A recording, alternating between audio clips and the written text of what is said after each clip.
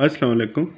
देखिए, आज की वीडियो समझने से पहले आप ये देख लें कि ऑर्गन ऑफ स्टेट यानी स्टेट जो रियासत होती है ना, उसके 3 अदारे होते हैं, ऑर्गन होते हैं उसके। अदलिया, इंतज़ामिया और मुकन्ना यानी जुडिशरी, एग्जेक्टिव एंड लेजिस्लेटिव। अब ये आज का जो टॉपिक है वो ये है कि सुप्रीम कोर्ट का जो फ़ैसला आया है, क्या जो है ये सुप्रीम कोर्ट का फ़ैसला मानने के जो हैं वो पाबंद हैं।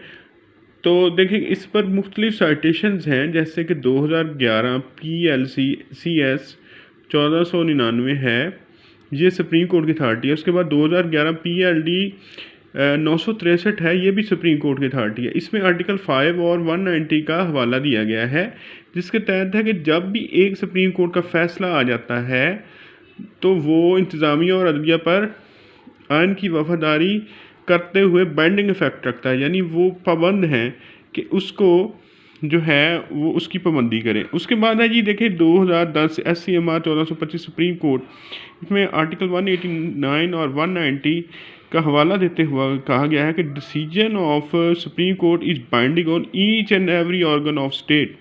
और इसी को साइटेशंस को जो है 2010 SCMR 1399 सुप्रीम कोर्ट में भी डिस्कस किया गया है। यानी इसमें भी ये कहा गया है कि सुप्रीम कोर्ट का फ़ैसला जो है वो बाइंडिंग इफ़ेक्ट रखता है लोअर जितने भी हैं, अदलिया, मुकन्ना और जो भी अदारे हैं, इंतज़ामिया हैं, उन पर वो जो है बाइंडिंग इफ़ेक्ट रखता है। उसके बाद देखें, उसके बाद हम देखेंगे कि क्या जो है ये जो भी सुप्रीम कोर्ट का फ़ैसला है वो जो है वो क्या वज़ीर आज़म और प्राइम मिनिस्टर पर भी उसको वो बाइंडिंग इफ़ेक्ट रखता है, वो क्या उसकी उनकी ड्यूटीज़ हैं इसमें।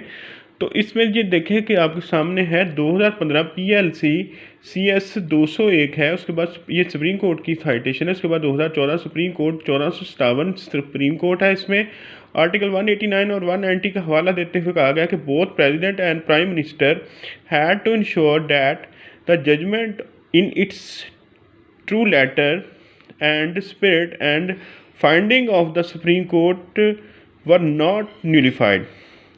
इसका मतलब है कि उस इंतज़ामिया पाबंद है सुप्रीम। के बाद हम ये देखते हैं कि एग्जेक्टिव जो इंतज़ामिया है, जिसमें इंतज़ामिया में आपको पता है कि इंतज़ामी सरबराह जो है वो गवर्नमेंट का जो है वो वज़ीर आज़म है, और रियासत का इंतज़ामी सरबराह जो है वो प्रेसिडेंट है।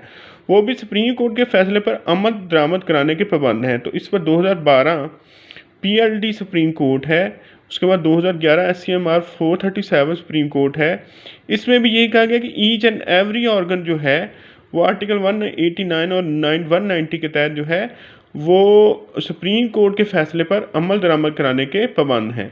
तो being the student of law जो है या पॉलिटिकल साइंस है, हमने आज ये देखा पड़ा है कि 3 ऑर्गन होते हैं रियासत के, अदलिया और उसके बाद मुकन्ना यानी कानून साज अदारे, असम्बली, पार्लियामेंट, और उसके बाद इंतज़ामिया जिसमें वज़ीर आज़म और जो है प्रेसिडेंट ऑफ जो है यानी रियासत के जो भी सरबराह होते हैं, जहाँ पर प्रेसिडेंट है वहाँ पर प्रेसिडेंट है, यहाँ पर और कोई है, वो पाबंद होते हैं सुप्रीम कोर्ट के फ़ैसले पर उसकी ट्रू सेंस में अमल दरामद करवाने के।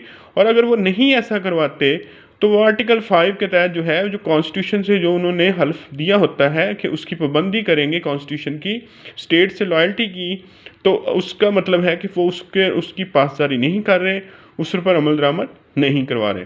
और ये बात जो है ये नया जो फैसला आया है कल जो है उसमें उस फैसले पर जो है इस जजमेंट के रूप में इससे वज़ीर आज़म और मुकन्ना और प्रेसिडेंट पाबंद हैं कि उसके ऊपर ट्रू सेंस में अमल दरामद कराएं। ख़ासतौर पर मुकन्ना जो है वो यानी इस पर पूरी तरह पाबंदी करने के उस पर पाबंद हैं। Thank you so much.